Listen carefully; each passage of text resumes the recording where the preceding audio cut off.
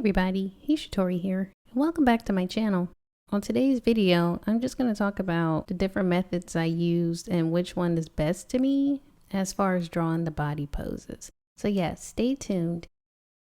So I'm just going to explain here. Most of what you're going to look at right now is pretty much all of my projects that I've done. Some of these are old, but later in the videos, some of them are new. And most of those at the end I used for like the thumbnails for either my videos or Epic Funny Adventures videos. So what I'm going to explain here is a lot of times when I'm on like either Google or Pinterest or YouTube, sometimes I'll look up how to draw like the full bodies. And of course, even though I already like made one myself, there are like two different versions, like two different kinds of examples that people do. So one of them is either like the stick figures, or there's another one that I typically use most of the time, is like just using shapes, just using ovals or squares, you know, all different kinds of shapes other than just using sticks, like, you know, drawing a stick figure.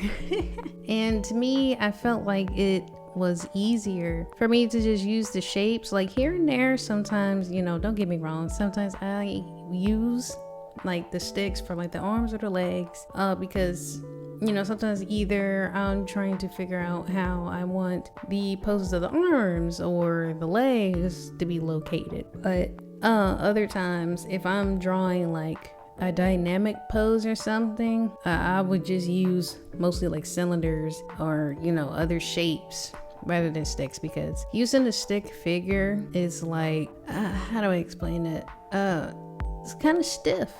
So I'm trying to put more body and flow and motion when it comes to drawing the bodies with the other shapes. So I feel like, to me, I mean, you can use whatever you feel like is easier and best to you, you can use it. Or you could just mix in the two like I've done.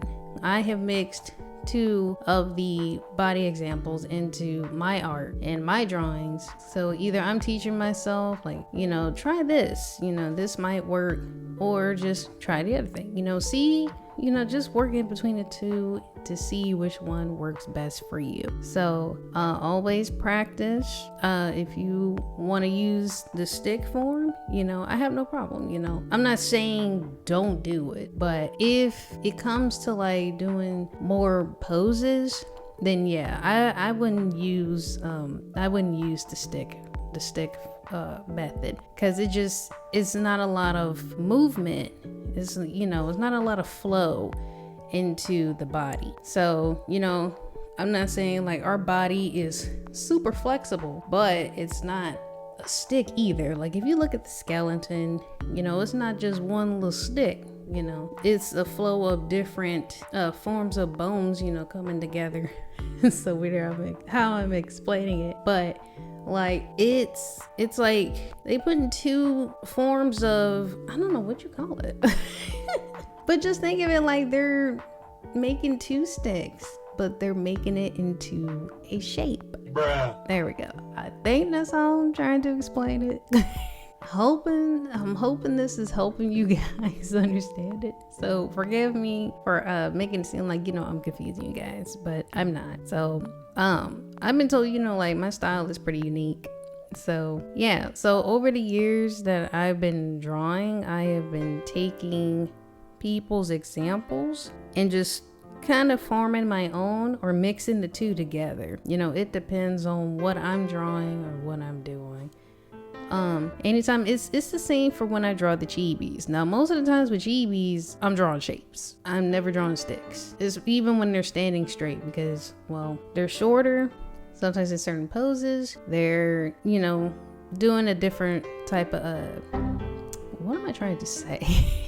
They're just not just standing still, you know. Now that chibis, some chibis are flexible because, you know, the bones and the shapes of the body form is smaller than, you know, a human's body. So yeah, so again, I'm not saying don't do it at all, but if you feel like, you know, as a starter, if you're just drawing just the body just standing like front view, then yeah, that's fine, you could do that. But if they're like bending or twisting, then no, you have to add more shapes into it, like ovals, circles, sometimes like the box shape for like the waist area, that too. So yeah, just do what you feel like is best for you.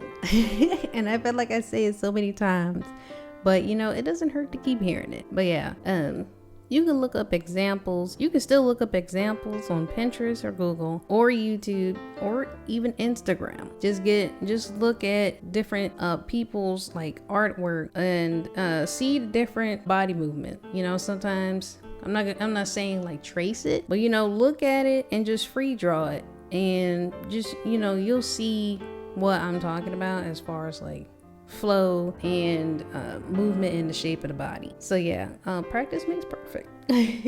So yeah, again, I'm not saying drop the stick body method. I'm just saying, to me, this is just to me personally, I feel comfortable with mixing the two together when it comes to doing more than just, you know, the front view, and same for the side view. But sometimes I'll still use the stick method for the side view if need be. But yeah, that's pretty much all I wanted to explain to you guys and tell you. But I do hope this helped to some extent. So yeah, don't stick with just one method. It's okay to try multiple.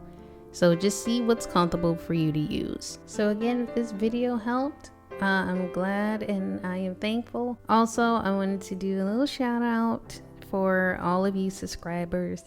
Thank you so much for getting me to the halfway point. I am almost at 100.